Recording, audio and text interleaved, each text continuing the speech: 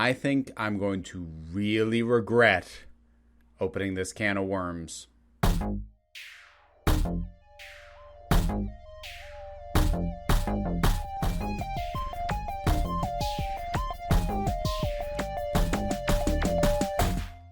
Video games are something I rarely talk about on this channel or on Break Room of Geeks. Go ahead, subscribe over there if you haven't. Get the plug in early. You know, as long as you can get it in smoothly, it's fine. Don't know how smooth that was. Should I have lubed it up more? I need to stop this train of thought. In any case, it's a topic I don't talk about much. And when I do, it's usually more or less in a retro sense. I've talked about what I consider to be my favorite video game or other video games that I had really good experiences with, but I haven't talked about anything more current than PS3 because that's what I have. So I'm not a gamer in the current active sense, but I've been a gamer. I've had video game consoles in my life since I was in first grade. So they are a part of my life. And I have kept on top of what's been going on in the industry for a while. So despite the fact that this is something you're not used to hearing me talk about, it is something that I find myself thinking about more than I might have otherwise. Not just because of what's been in the news in the last few years, but also partially for the sake of my kiddo who wanted one. I have arguably a current gen, or maybe it's considered last gen now. But anyways, I have a Switch. I haven't had the chance to play with it very much myself. I haven't had time. But the kids having a great time with it. If you're a parent, you understand. But I now find myself also on the cusp of buying a brand new computer, which I haven't had for, the laptop that's right over there that I do my editing on is also, aside from my Chromebook, which I only use for writing, the computer of the house. And it can't run current games, but I'm getting a new rig. I could, in theory, I won't have the time realistically, but it won't stop me necessarily from trying, but I could, in theory, get involved in more recent games, stuff I haven't touched. And the fact that that's a possibility for me does open up the question, with everything that's been going on in the video game industry in the last few years, that does not appear to be getting much better. What do we do?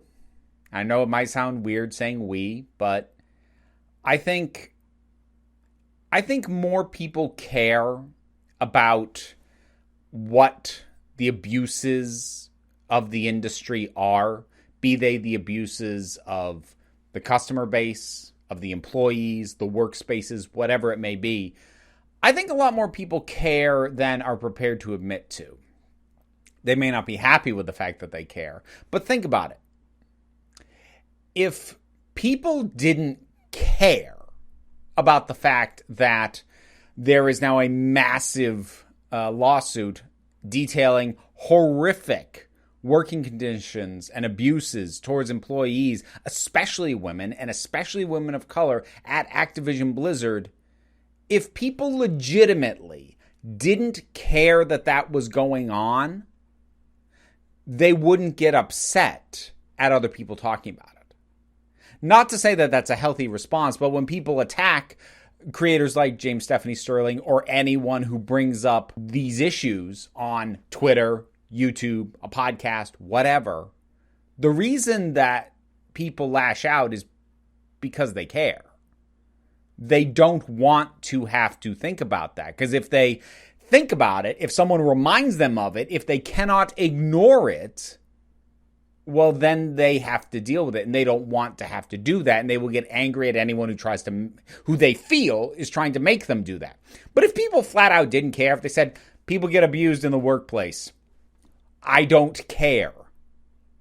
If that was actually true, they wouldn't even be complaining about other people talking about it. But they do. So, where do we go? Because the scale and the ubiquity of the abusive conditions in the video game industry is, to some degree, almost across the board.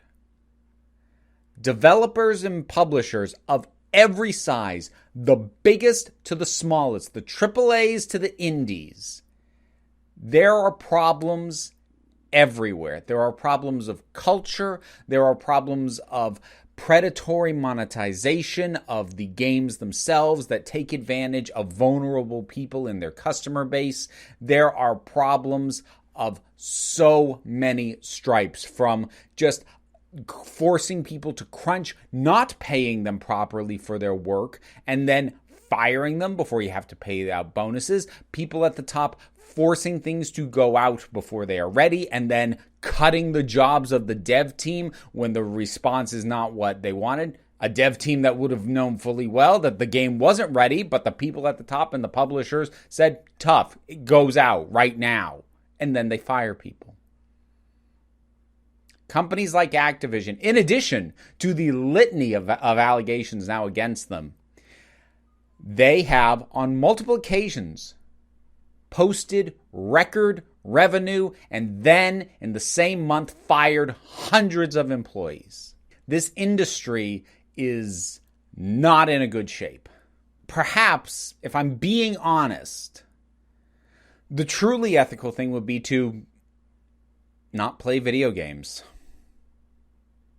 But I'm not going to ask that of anybody, and I'm not prepared to do that. Just because the industry is as screwed up on as many levels as it currently is, does not mean that it cannot get better. So while I'm not necessarily going to say, well, we can't just burn it to the ground, I'm like, maybe we could burn some of it to the ground. So let's narrow the focus a little bit.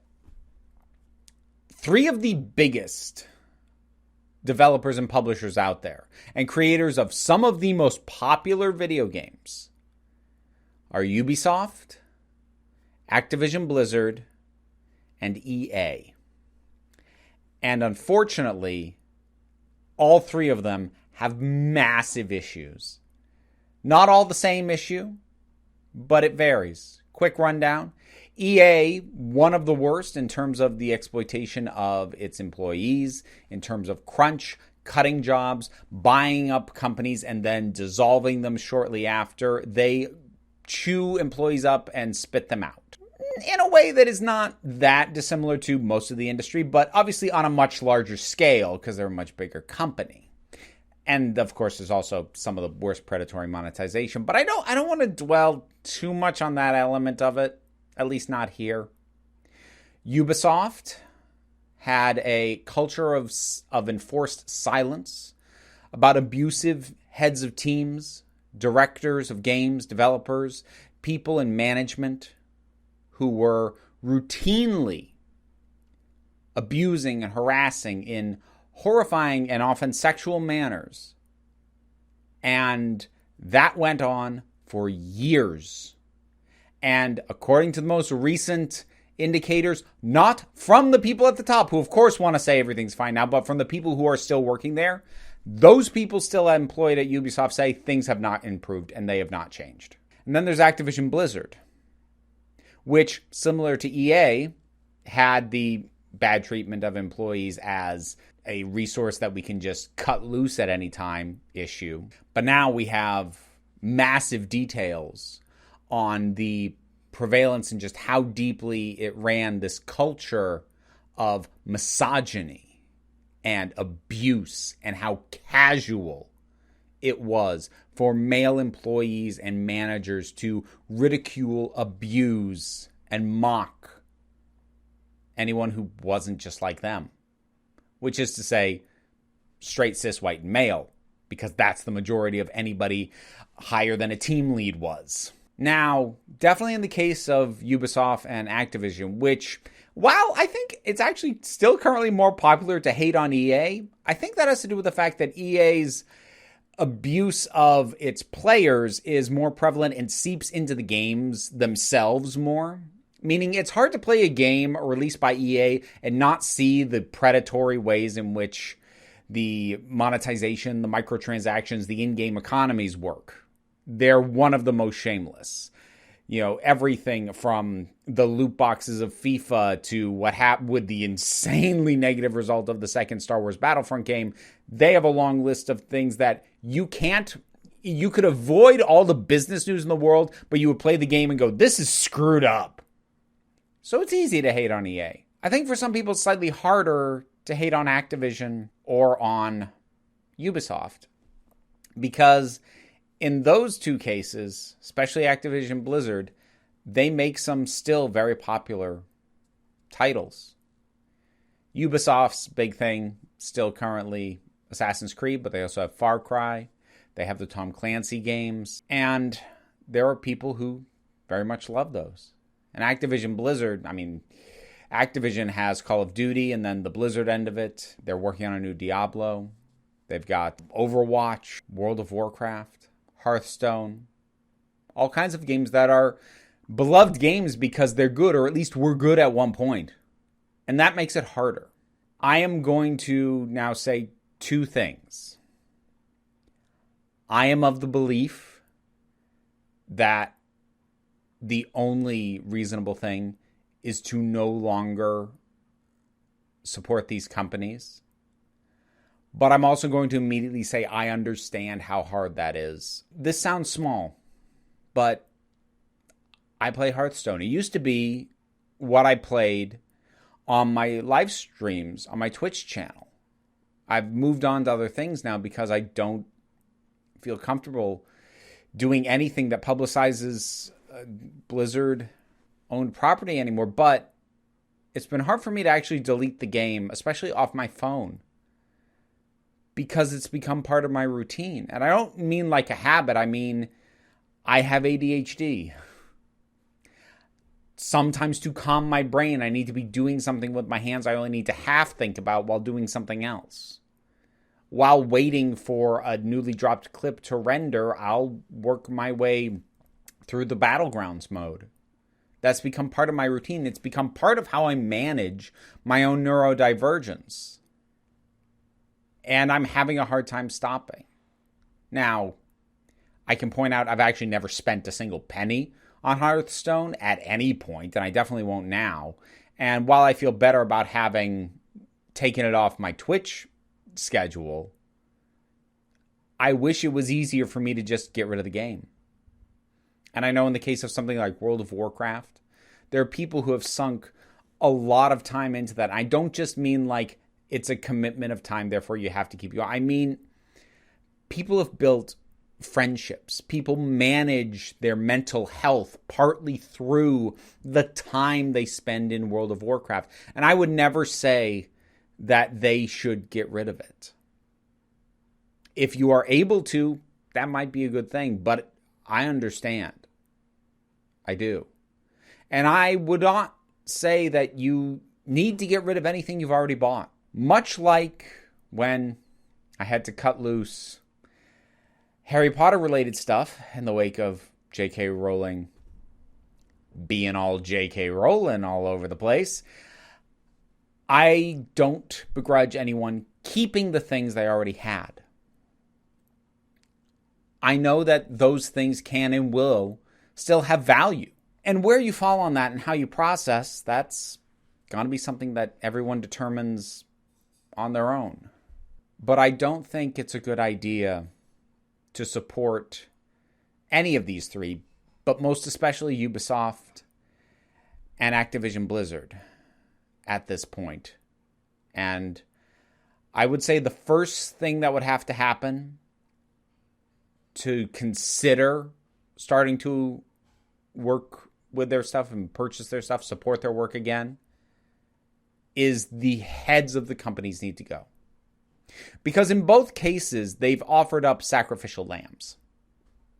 They have let go of certain named individuals, either because those people were directly implicated in these scandals or just to offer somebody up. The head of Blizzard is gone, but Bobby Kotick, the head of Activision, the parent company, is still in place. And Yves Guillemot, the owner and head of Ubisoft, has not budged. And even though lots of the quote-unquote offenders were supposedly released from the company, they all got to keep their bonuses. And as I've said, the indications right now are the internal culture hasn't changed, even with these individuals gone. There used to be a time when a scandal this big at a company meant whoever was at the top. Didn't matter whether or not they were directly implicated, but they went. That used to be standard. Because when something like this happens, one of two things has to be true. Either these people at the top did not know what was going on, but given the scale and size of the problem and how long it was going on and how many accounts there are from how many people underneath them who tried to make these things known and did within the company, if they had no idea, then they weren't properly managing the company and they suck at their jobs and they should be gone. Or the alternative is they did know and did nothing about it, in which case they are callous bastards who have no regard for the people who are employed by them, in which case they are bad at their job and they should be gone. The fact that the heads, the CEOs of these companies are still in place right now, to me says they don't want to change. They want to change the perception of them. EA is actually a really good example. If you go back a few years, they complained about being listed as the worst company in America 2 years in a row. Bobby Kotick, head of Activision, complains about being perceived as the bad guy. They care about how they are viewed. They don't care about what they actually do. They only care what people think about it. And the instant we stop reacting to it is the instant they can go right back to it. And that's what I mean by not supporting them anymore. Any new purchase you make of their products tells them that it's blowing over and that there aren't consequences. And to make a bit of a comparison, the closest equivalent scandal that I can think of that's happened in another entertainment industry was with Harvey Weinstein. Now, Harvey Weinstein, as a producer and the head of a studio, a couple of studios over the years, being as abusive as he was, for as long as he was, and it taking so long to happen, is an indictment of inherent problems within the movie-making industry. Absolutely it is. It was and it still is. And not as many people were held to account as should have been. However, his offenses, his crimes that he's now in jail for, weren't done on the job. His position of power that he held was what enabled him to do this. And he was taking advantage of people within the industry. So the industry was absolutely a factor in this. But he wasn't going to active movie sets and doing these things. This was off the clock. This was off hours. And that doesn't make it okay in any way. But the point that I'm making is the actual sets are usually a relatively safe space, due in no small part to the fact that Hollywood is a very union-heavy town. And virtually everybody working on a set, from the director to the actors to the writers to the people hanging the lights to the makeup artists, they are in a union.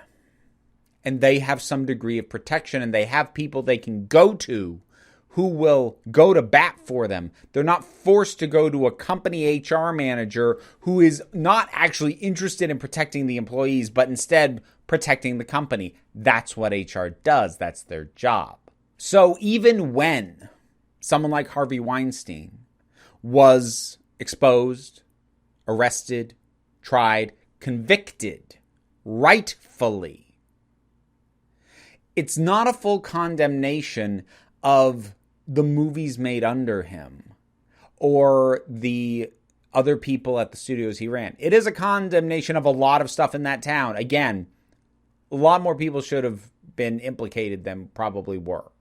But it is one guy taking horrifying advantage as opposed to something baked into the system that is going from the top down. So, at the very least, what can and should happen at these video game companies is that these people get removed from their top positions. But it hasn't.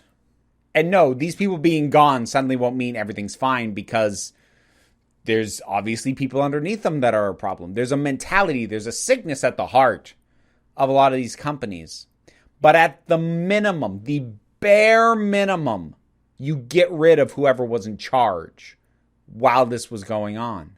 That hasn't happened. And until it does, I certainly would not be comfortable putting any money towards anything they've made. And as a creator, I'm not even really comfortable praising anything they made, even if it's old. Something that I was working on for a long time, actually, and I was finally getting ready to start formally shooting it. Like I'd finished the script after plugging away at it for years, and I had collected about half the footage that I needed of gameplay. I was working on that. I was going to shoot and record my audio. I was going to do a retrospective on the Diablo franchise, because I love those games. They mean a lot to me. And even in the script that I'd written, from the very beginning, from when I first wrote that thing, I had a caveat at the beginning basically saying Activision Blizzard is a scummy company that does scummy things. I know that, and I'm not advising supporting them, but I still want to talk about these games. I was preparing to do that, and I've thrown all the work away because I can't in good conscience praise these companies.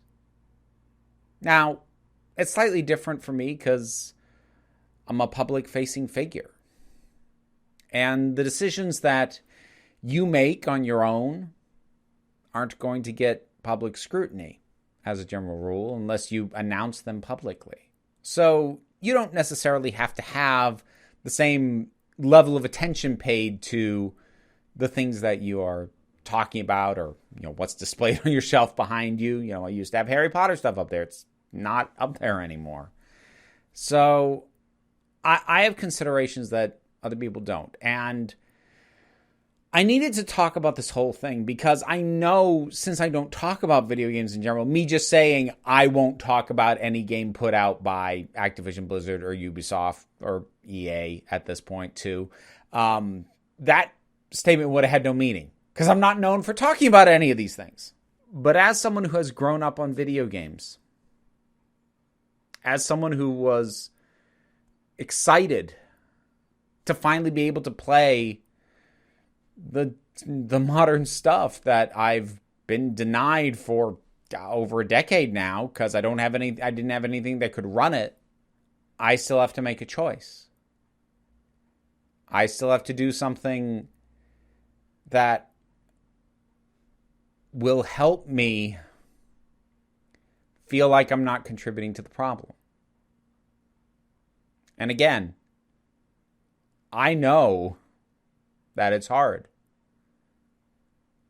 I have not been able to fully stop playing Hearthstone yet. I did delete the app off my phone.